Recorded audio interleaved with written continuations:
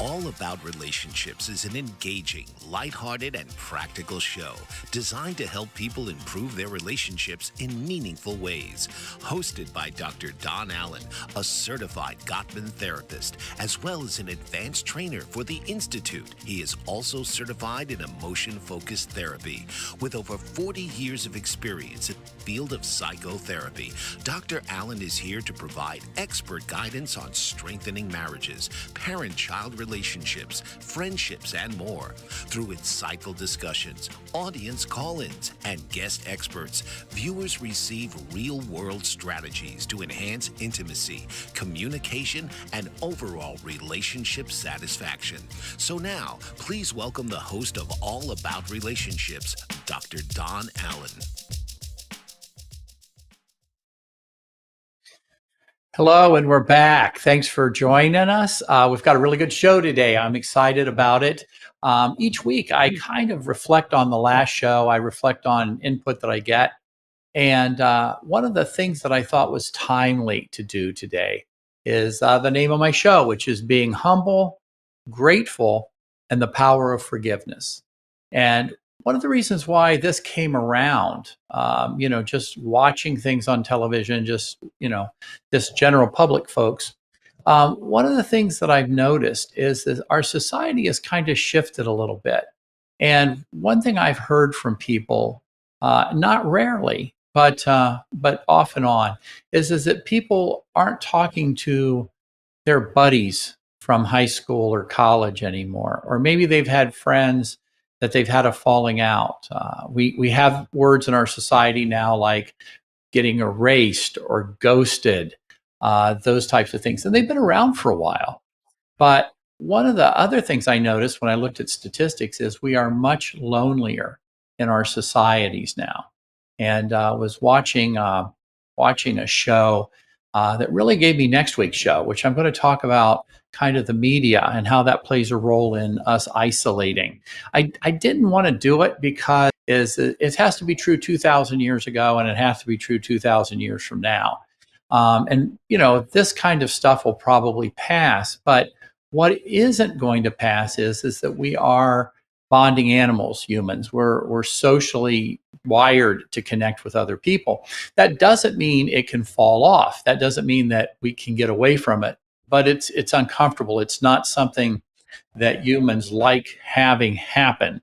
So what we're trying to do, I think, in our society, and I'll talk more about it next week, but what we're trying to do in our society is create more meaningful connection again. If you're watching it on media, you'll probably see it mostly in the school systems and creating policy. But I'm not just talking about the United States. I'm talking about places like Australia. There was another country, I'll talk about it next week, that just banned smartphones for kids under 15. But they're also looking at how they can reconnect people. So we're going to talk a little bit about that today, not with necessarily the media, but we're going to talk about the idea of getting back to rethinking humble, grateful, and the power of forgiveness. So that's what we're going to do. One of the things I always start off with is, what did we do for our relationships today? Well, this is one. You're talking to me, you're seeing me, and hopefully you're sending in some input. I always put something up, so if you're interested, you can get in touch with me. I very much am interested in that because I like this show to be interactive. I also like people to go back and watch prior shows because this show can build on itself. It doesn't have to, but it can. And again, there's a lot of just really good news for your relationships that's grounded in science. So I want you to really think about, looking back on these shows, not just you, but bring somebody special in your life that you want to improve your relationship. There's only one good relationship. There's only one good family. There's only one good marriage. So if we teach that, we can all have it. And that's why I'm so passionate about this show. And that's why I invest so much in that for you. So we're going to have some fun today. We're going to talk about those things. So it always goes into what goes into a successful relationship, what undermines relationships, and what can even destroy relationships, kind of the good, the bad, and the ugly. All right, so that's what we're going to do. So I always like to put things up just to kind of punctuate what we're going to talk about today. So here are my official questions. Number one, do you notice a pattern in your life where you hold on to past injuries, and that leads to a consistent resentment of a person that you can't forgive? In other words, you start collecting the negative and you don't trust the positive. Do you ever do that? Okay. Do you know people who do? Next question.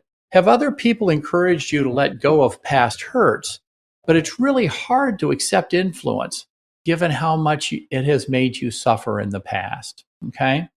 Now, we're always going to talk about safety first. There are some relationships that you need to move on from, but overwhelmingly, we need to have a component in our society where we can be flexible, spontaneous, and repair those relationships that are worth keeping.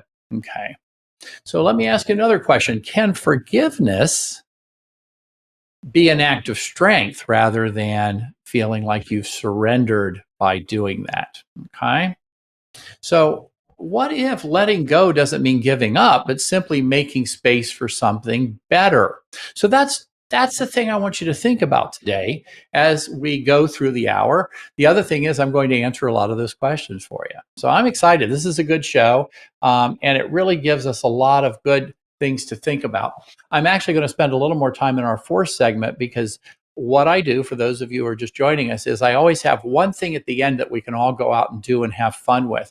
One of the reasons I do that is I want us to feel like a community, like we're all getting together, like we're all doing this and coming in for the big win. Why? Because it's not a fair fight. The way our society is kind of geared, it kind of pulls us away from the things we should be doing. And that, of course, is called drift.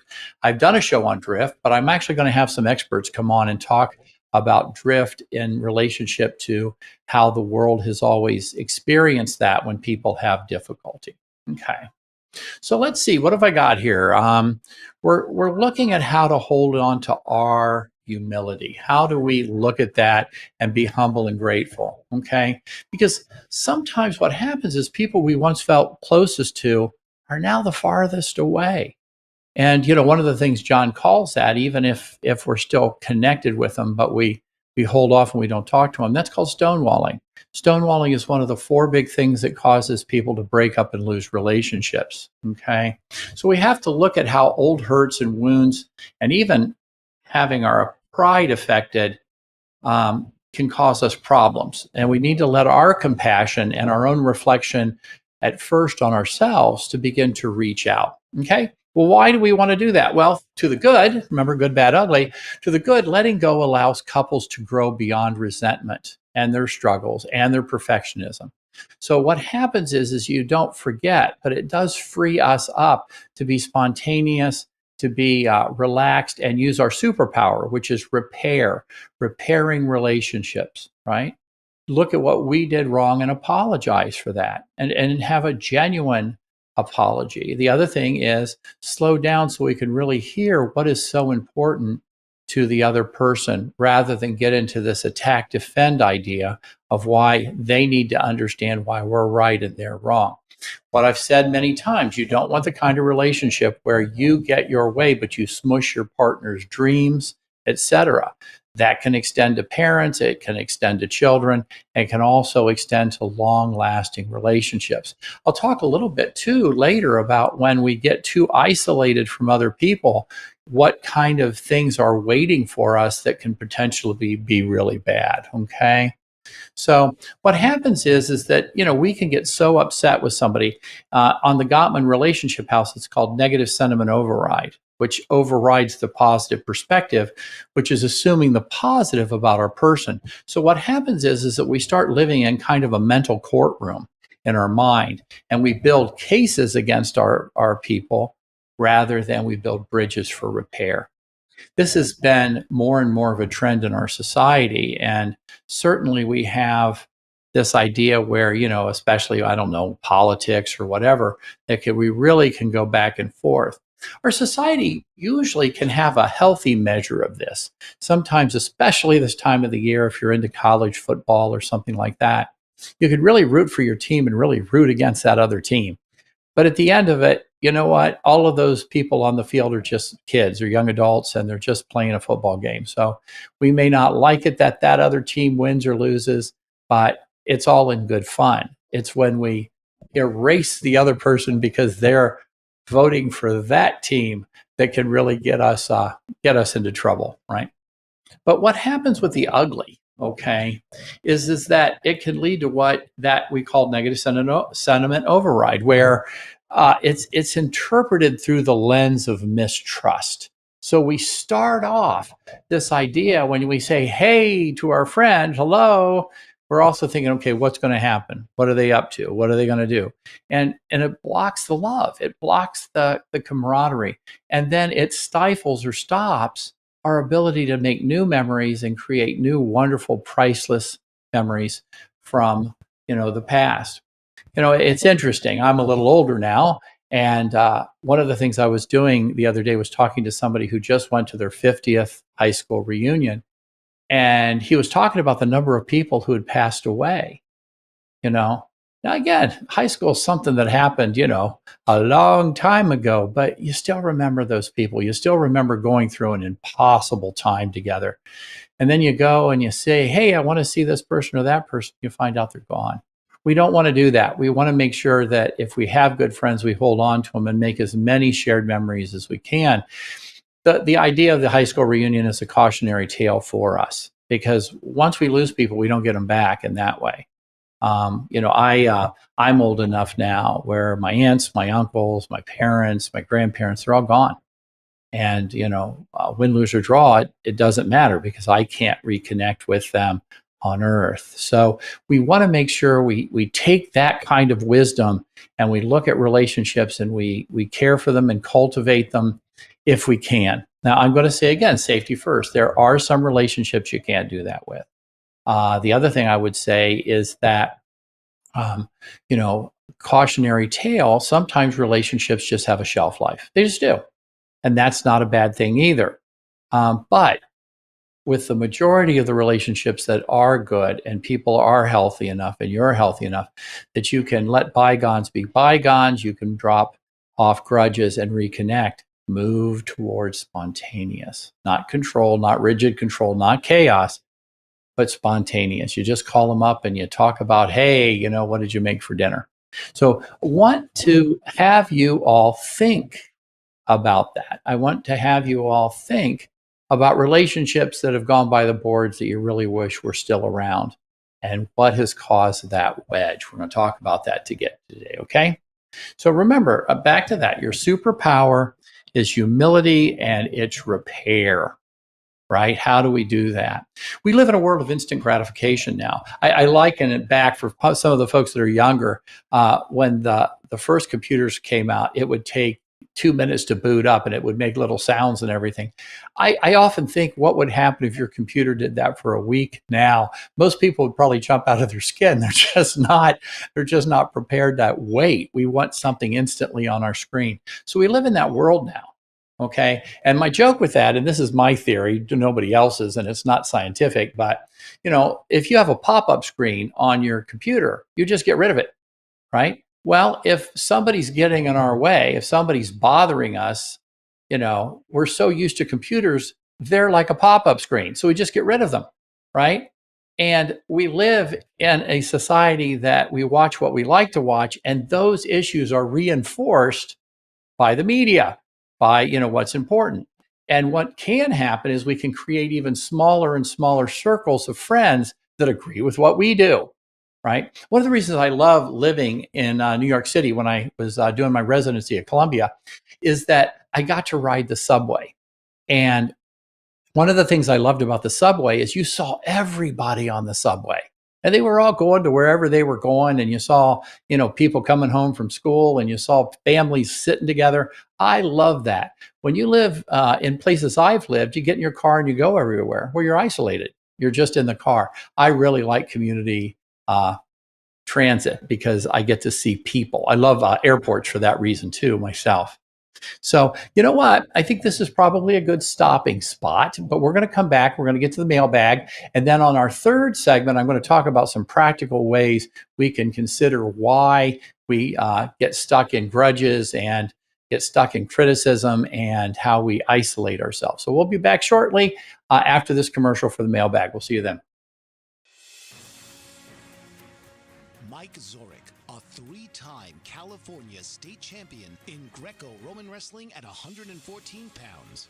Mike, blind since birth, was born in Hartford, Connecticut. He was a six-time national placer, including 2 seconds, 2/3, and 2/4. He also won the Veterans Folk-Style Wrestling twice at 152 pounds. In all these tournaments, he was the only blind competitor.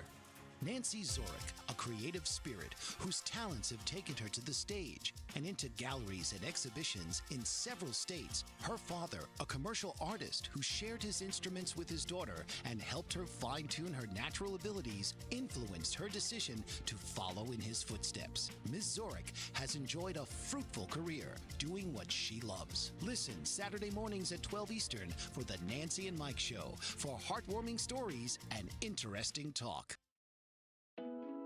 Are you struggling to care for elderly parents or a spouse?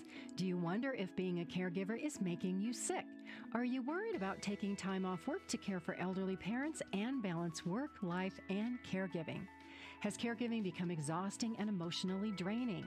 Are you an aging adult who wants to remain independent, but you're not sure how? I'm Pamela D. Wilson. Join me for the Caring Generation radio show for caregivers and aging adults, Wednesday evenings, 6 Pacific, 7 Mountain, 8 Central, and 9 Eastern, where I answer these questions and share tips for managing stress, family relationships, health, well-being, and more. Podcasts and transcripts of The Caring Generation are on my website, PamelaDWilson.com, plus my caregiving library, online caregiver support programs, and programs for corporations interested in supporting working caregivers. Help, hope, and support for caregivers is here on The Caring Generation and PamelaDWilson.com. All right, welcome to our second segment. I'm going to talk a little bit more from the first segment, and then we're going to go right into the mailbag. One of the things I want to talk about in terms of this being humble and repairing and having humility and not having too much pride. Okay. You notice this is us. Now, again, I'm going to want to extend you all to people that you cherish and care about, but I always want to start with myself. I want to always start with what can I do better? You know, when I have an argument with somebody, when I finish and settle down, I always say, what could I have done better? Not only in the argument, but what could I have done better in terms of what they're trying to tell me? Very, very important. That's empathy and that's accepting influence, my theme for the day. But let me talk about some truths with regard to this, and that is all of us have shortcomings and all of us are flawed. All of us. I've never met a person that isn't, and certainly myself, I've got lots of things I want to work on and try to do that daily. So I think everybody's like that. And one thing great about that is it all puts us in the same boat. Okay. We're all in the same boat with that. The other thing too is we know from the Gottman research that 69% of the things that couples argue about cannot be solved. Now, a lot of people think, oh my gosh, 69%, it's hopeless. It's not that way at all. What it is you don't try to solve unsolvable problems. But what you do instead is you get curious and you ask your person, how do you see it? What do you think about it? And then in turn, they should ask you as well. So what we do is we move from what is called from gridlock, which is we're not going to solve this. Okay, we're not going to solve it, to dialoguing about our problems, right? I could look at that. I'm going to use football again as an example. I grew up in Ohio, and in Ohio, the big rivalry when I was a kid was Ohio State football playing Michigan football. Well, if you're from Ohio State, you don't say Michigan football. You say that team up north. Can't even use that. And they'll block out M's off of things around the campus because it stands for maybe Michigan. And it should be all in good fun. It should be all nice and well received at the end of the game. We'll get you next year kind of thing. But the reason I mention that is you're probably not going to talk a Michigan fan out of being a Michigan fan, and you're probably not going to talk an Ohio State fan out of being an Ohio State fan. right? And we have other ones all over the United States, and the rivalries can be classic. And again, hopefully they're in good fun. But what I'm saying is that's one of those perpetual problems. You're not going to convince somebody to like the other team.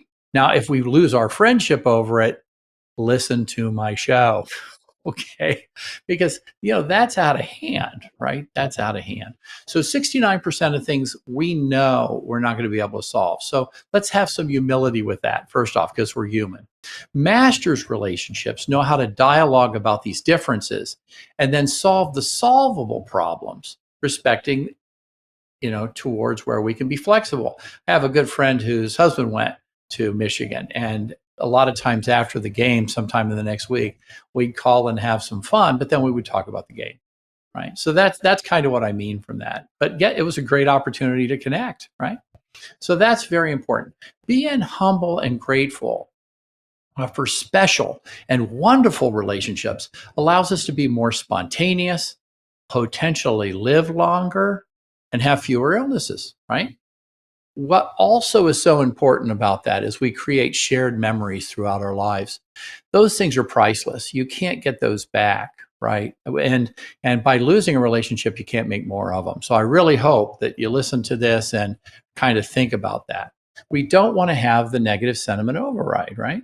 Okay. The other thing too, and back to the ugly, haven't talked about that much, but loneliness can cause us to get more and more into distractions that aren't good for us. When we don't have those healthy, connected relationships and we fall short of those, there are things waiting for us: overusing the media, drinking, pornography, and the list goes on, right? So we don't want to become an island and then need these kind of distractions to kind of affect us. I want to use the word narcotize, but to reduce the pain of not having those relationships. So we also want to consider it's good for us as well. And we also want to be humble because those things can affect us if we're not careful because we don't have relationships.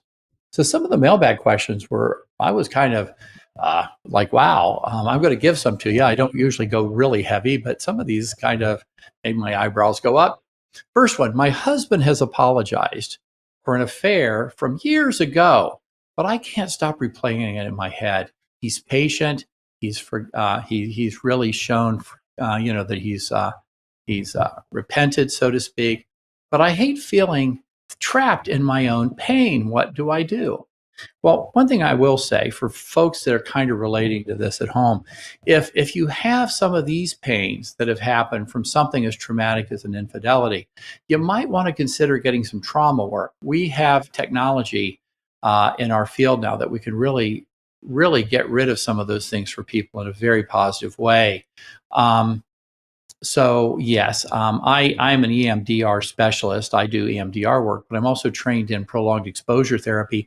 Those are two of the main ones in science that can really help couples. So if anybody's really stuck with that, you might want to consider talking to somebody professionally. But for those of you who don't, they just really stay stuck in it. One of the things that you want to do is look at I need statements. What do you need to continue to build that security in the relationship? What are some of the insecurities? How do you make it better? How do you join forces against the pain rather than hold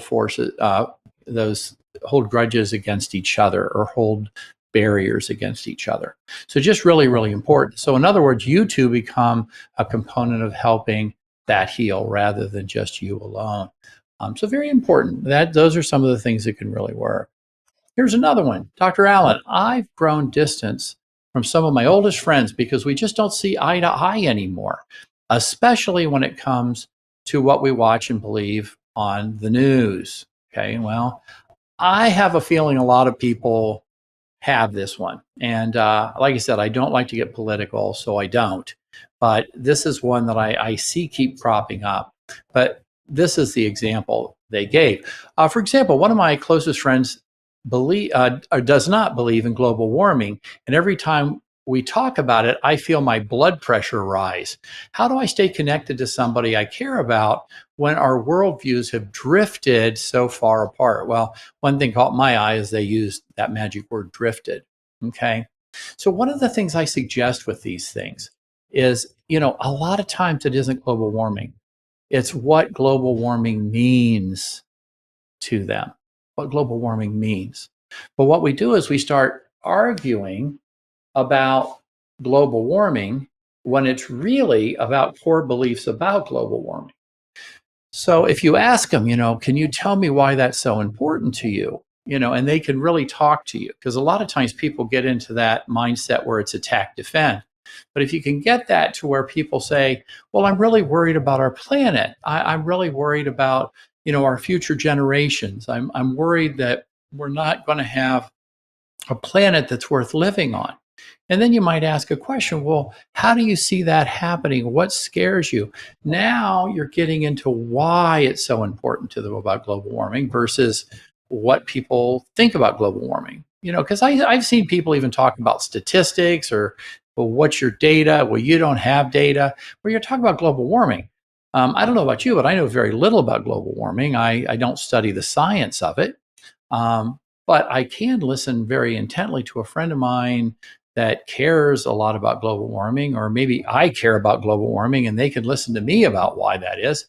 But the point is that you get to where the person really is worried, and it's usually from the heart. And once you start getting into from the heart, people can usually start to move towards friendship. Remember, make the issue, not your friend.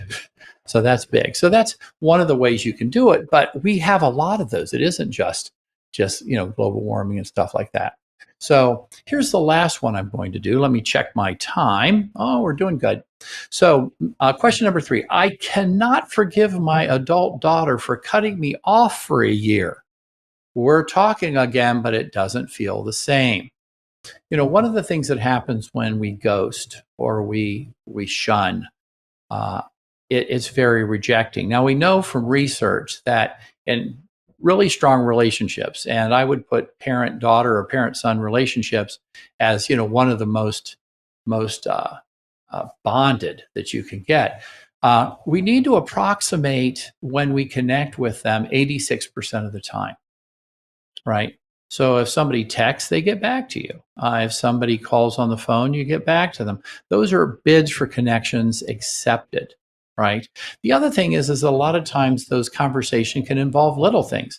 It's not just, hey, I got a promotion. It's also, hey, I burnt the spaghetti, right? So you talk about that. They even had a commercial about somebody who tried to make a duck and it didn't look like a duck or something like that. But anyway, that kind of conversation is really so essential to human existence, right? And like I said, parent-child relationships are certainly among the very best. So what happens when we don't have that 33%? In other words, the 86% has fallen below 33%. We kind of go into an attachment distress, and it really affects our body. So what needs to happen in those situations is for you to start slowly building the relationship again, having opportunities to talk more, talk about light things, stay away from conflict, go more towards just learning about what's important to your person. Talk more about just doing light things that can be fun. And as time goes on, and as the relationship starts to get built again, where you know each other's internal world, you're feeling like you can trust the fondness and admiration again, and then you've got those bids up. What can happen is that you can begin to repair that and hopefully move towards a normal relationship again. Let's go ahead and take another break. And when we come back, we'll talk about some practicals with how to be humble and grateful and build relationships to where we're doing those masters relationships. We'll see you soon. Master of words, powerful player. What life-changing words can Dr. Janet Smith Warfield pull out of her magical toolbox that just might mysteriously open a door you never knew was there? A door to free yourself from fear forever. Transform your rage into right action. Release your guilt. Position you into a life of freedom. purpose, passion, power, and peace, all quite suddenly, unexpectedly, and almost miraculously, with no effort on your part. Join Dr. Janet on Dancing with Words, Dancing with Wisdom, as she and her guests show you how words map our experiences, immersing you in a sound bath that relaxes your muscles, opens your mind, and supports you in co-creating your extraordinary life.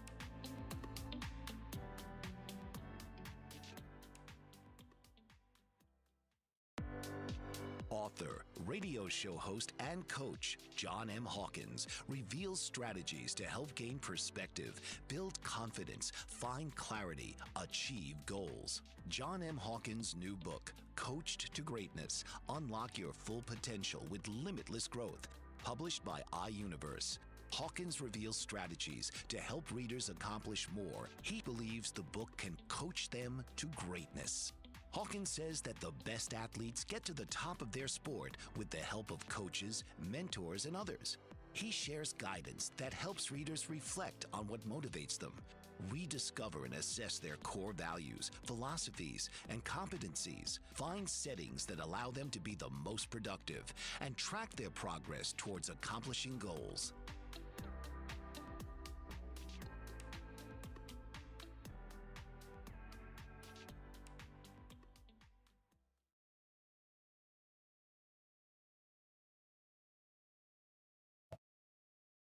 All right, we're back. So I hope some of those mailbag questions were poignant for you. I'm going to carry some of that over.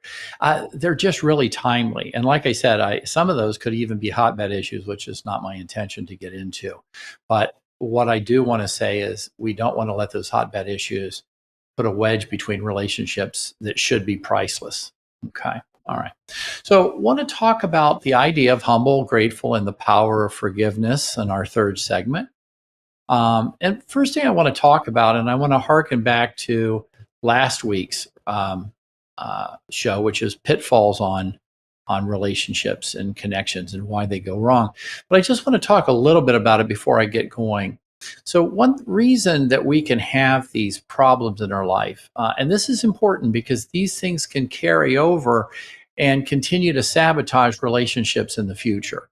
And, we've already paid once sometimes when we've had regrettable incidences that have happened in our childhood that have really affected us negatively. Okay. And a lot of people have them, right? But we can get over those. We can transcend them, usually. But one of the things I want to say is, why do we hold on to these issues and these hurts? Well, I just put a couple down from last week, and I just kind of want to talk to you about it to whet your appetite with it.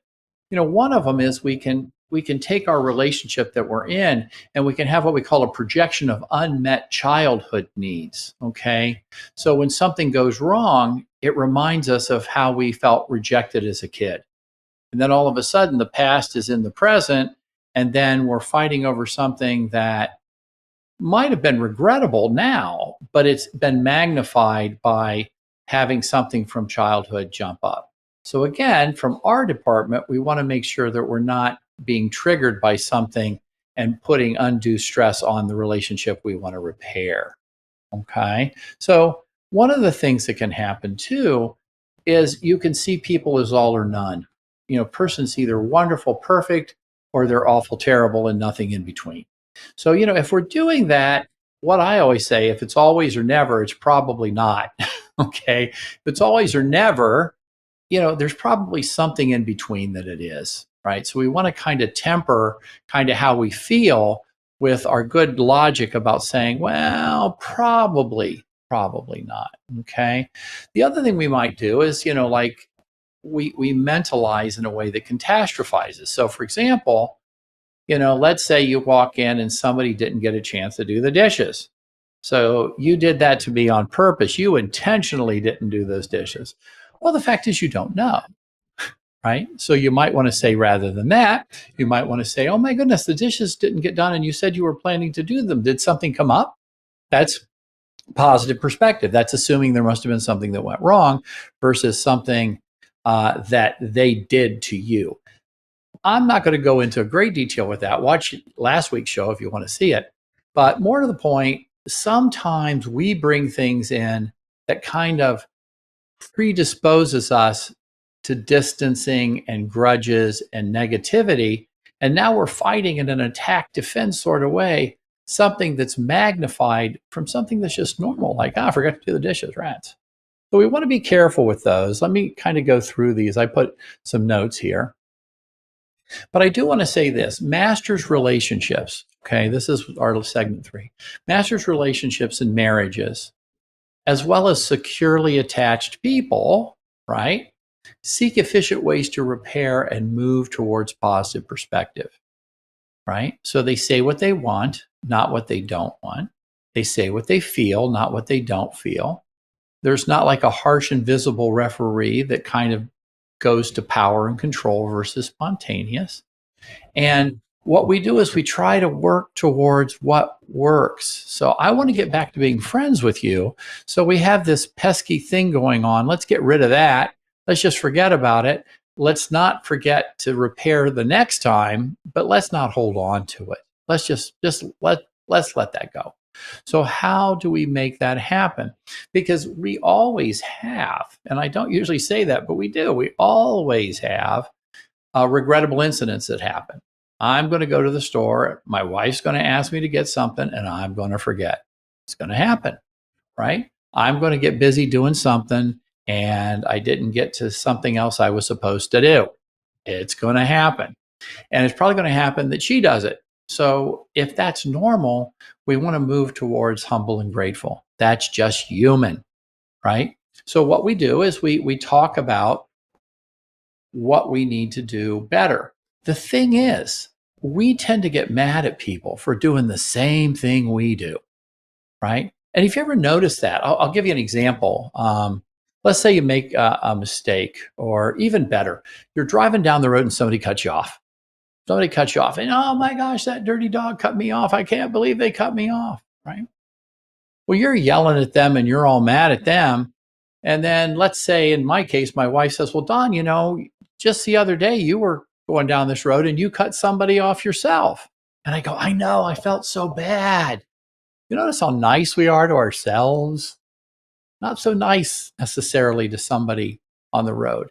And chances are a lot of people, if they cut me off, they just didn't see me, right? So, I mean, that's what I'm saying. How do we make sure we're as safe as we possibly can be on the road? But a lot of times when I'm angry about that, what I'm really is scared. Oh my gosh, they cut me off. I could have gotten in a wreck. That scared me, right? But we go from scared to mad, right? So what we want to do is settle down and regroup with that. Okay. So, that's one of the things that I think can get in our way. The other thing that I was just reflecting on is I notice a lot of times in some of the shows I watch, if I do watch, I don't watch much TV, but if I do watch, I kind of like some of those shows where they cook. Okay. And one of the things I notice is people who are aspiring cooks, or they're aspiring somethings, and they make a bunch of food and they do it real quick, and they only have so much time and they only have so many ingredients, and they do it. So they talk real fast because that's the way they're doing it. But then they go in front of somebody who's sitting there, and they're going to taste their food and tell them whether it's good or not. But it's judgy. It's judgy, And I notice in our society, I just said something about computers, right? Well, we want instant gratification, right? And if a pop-up screen comes up, we want to get rid of it as quickly as possible, right? But we don't want to go to a restaurant and get mad at people for not bringing us the iced tea fast enough. We don't. I mean, we might be frustrated, but you know what? That person's working and they're making a living, and it's just really, really important. But our society now, and some of it's with these shows, obviously not all of it, obviously not. But what happens is they go ahead and then they get mad because their iced tea didn't come fast enough. So they go onto the computer and they give them 1 star because that iced tea didn't come fast enough. Well, now we're affecting somebody's business, right? Or maybe we don't tip our waiter or waitress because, boy, that iced tea didn't get here fast enough. We can do that. We can do that. But what I prefer is to tip somebody well and to just give them a heads up. Just give them a heads up. You might say to the manager, hey, by the way, this was happening or that's happening. When I've done that a lot, what will happen is the manager will say, I know we had 2 cooks didn't show up today, and oh my gosh, it's chaos back there. Oh my goodness. Well, listen, the food was really good, and thanks for bringing it out. It sounds like you got here as fast as you can. Positivity. All of those 5 to 1 positives, right? 5 positives to 1 negatives, really, really important. The other thing is it makes you feel good. That's one thing that, we're talking about getting back to relationships. But I just talked about a relationship with a waiter or waitress. I talked about a relationship with a manager, and I leave there, I digest food better. I feel better. I've done something not complaining, but just a good heads up, right? And then I have restaurants I want to go back to because, again, if these restaurants don't do well, all of a sudden I don't have places to go. So it's not just with our friends and our loved ones. It's also just how do we interact with people. But like I said, we're so into the media right now. We really are. And I listen, I get drawn into it too. So I'm not criticizing anybody, but I'm saying heads up. Because like I said, these things can affect relationships, and then bad things are waiting for us when we feel isolated and alone. Okay? Really, really, really important to look at those things. And back to my theory of a pop-up screen. I don't want to take something and act impersonal to people because something's annoying me. So, okay, we'll just get rid of them. I don't have to think about them, right? And it's funny, I have a joke. I call it playing what's in the bag. And what I mean by that is if I go to a fast food restaurant because I'm in a hurry and I got to get some food and I order something.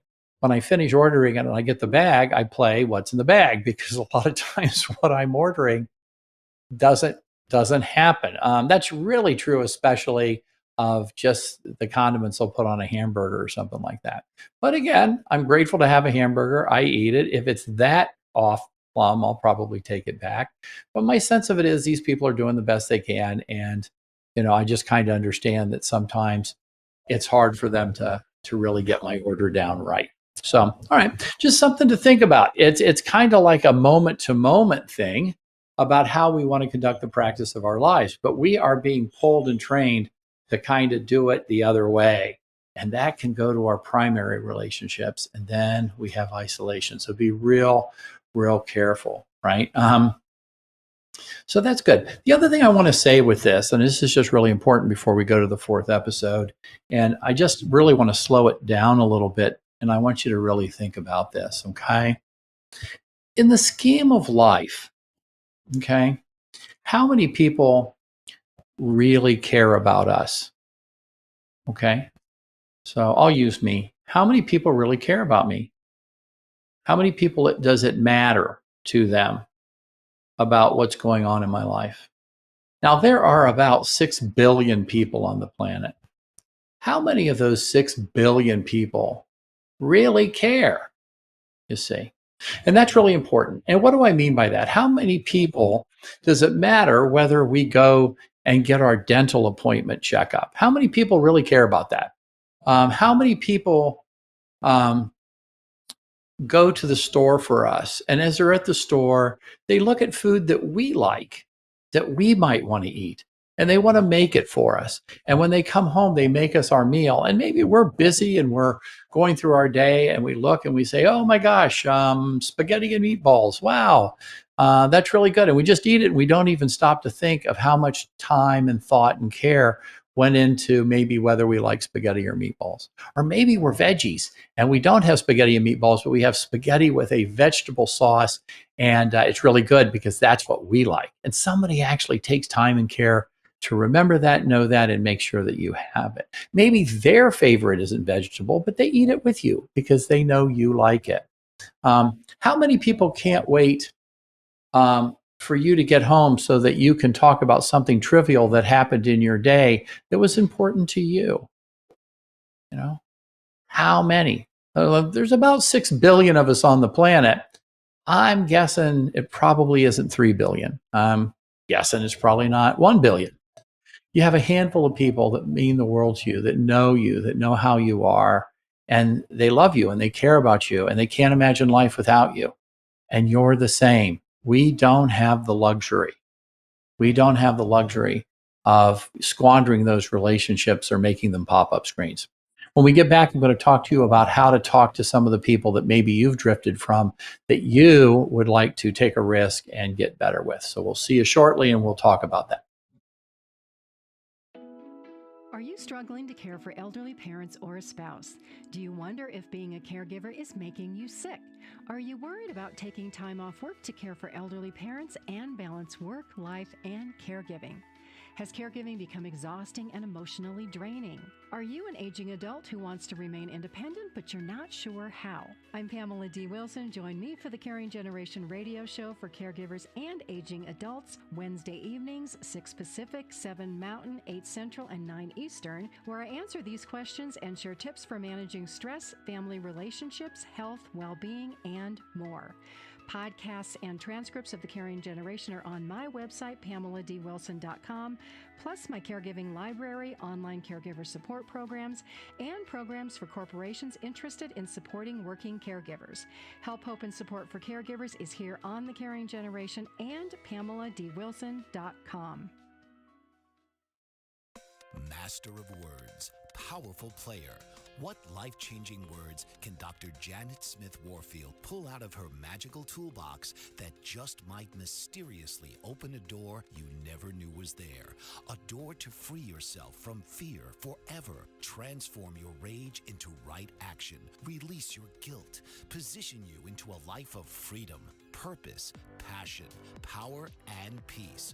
All quite suddenly, unexpectedly, and almost miraculously, with no effort on your part. Join Dr. Janet on Dancing with Words, Dancing with Wisdom, as she and her guests show you how words map our experiences, immersing you in a sound bath that relaxes your muscles, opens your mind, and supports you in co-creating your extraordinary life.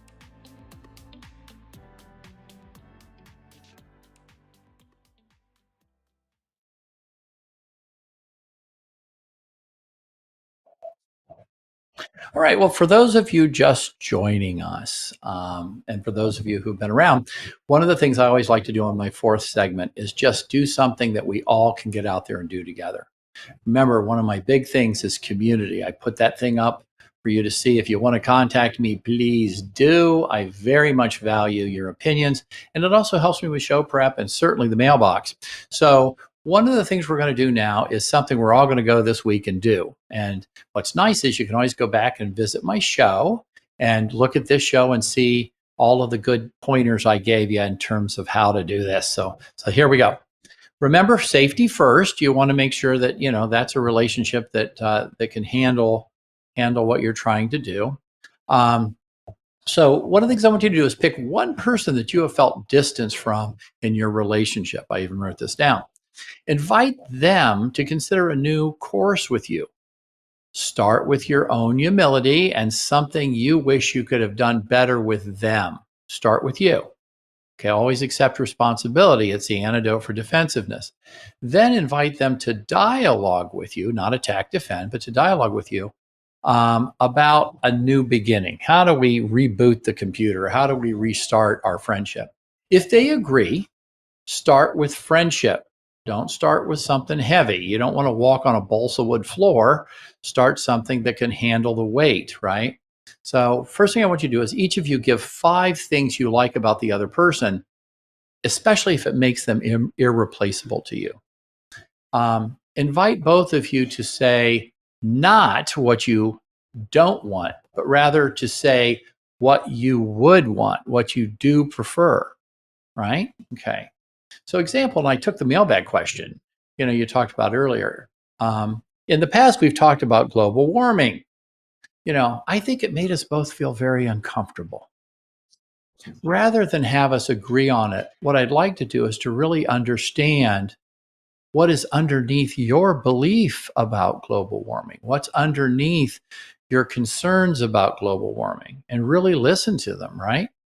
What makes global warming so important to you? Okay, after they talk about it, repeat that. And then what you want them to do is ask you, what makes sense to you about your position on the issue? But it's not you're making your argument, you're telling them why you believe what you believe. Now, if you both can listen to each other, that's accepting influence. In other words, I may agree with you, I may disagree with you, but I really want to know what you're thinking. You matter to me. I respect you, right? I am loyal to our friendship. These things should be starting to ring with you because of my past shows. So you want to do that. And when somebody cares about you, you're more likely to talk about what's going on from the heart, right? All right. So once they do that, find one thing that makes sense to you about what they're saying. It doesn't have to be something you agree with or disagree with. But if they say, I really worry about the planet because I want a wonderful world for my future family, my grandkids, my great grandkids, and you agree with that, well, boy, I really can see why we should all be worried about our kids and their kids. And well, it makes sense to me that if you're worried about global warming messing that up, I can see where that scares you. So find something that you can make sense with and give it back to them. Okay. So this allows you empathy and accepting influence, right? So that's what you're going back to. How do you agree and disagree? So what you want to do is you want to move forward with what you can agree on and what you can feel good about with that person, right? Always remember safety first, right? Safety first. So what you're hoping for at the end of that is to be able to say, I'd like to kind of rekindle our friendship if we could. And how do we do that in good ways? Those are opportunities, right? Opportunities. But remember, even though this might have gone well, you want to start where you're showing a lot of respect and a lot of kid gloves because the relationship has had owies. So you want to get back to that. The other thing is if there are things that have hurt you or whatever, you want to put guardrails in place so those kind of things don't happen. And then once you can do that, well, then, like I said, you can have a 2.0 relationship that allows better boundaries and better guardrails, but it's better. When I was a kid, I learned at a very early age, there was an expression we had, and that was you don't talk religion and politics to people. And that's exactly what I'm talking about here, right? There are things that you just can't talk about. It upsets people. So maybe part of the guardrails is we just won't talk about certain topics, just won't talk about them. So that's good. My dad used to have an expression when I was a little kid, because when I was a little kid, I would, like make airplanes and I would make airplane noises. And he used to say this, being from Oklahoma, Texas area, he used to say, hey, Don, he said, you can stay, but that noise has got to go because I can't hear the football game, right? And I've always liked that. You can stay, but that noise has got to go. So in other words, we can have a friendship, but this noise about fighting about global warming, well, that's got to go because we're not going to agree on it. And it's better that we just protect our friendship better. So what I want you to do is I want you to look at all relationships have noise. You two together need to get rid of the noise. And then you go back to being spontaneous and enjoy relationships. And I'm going to say again, build new memories, build new ways of thinking and being together. Because like I said, back to my friend with his 50th high school reunion, some of those people weren't there.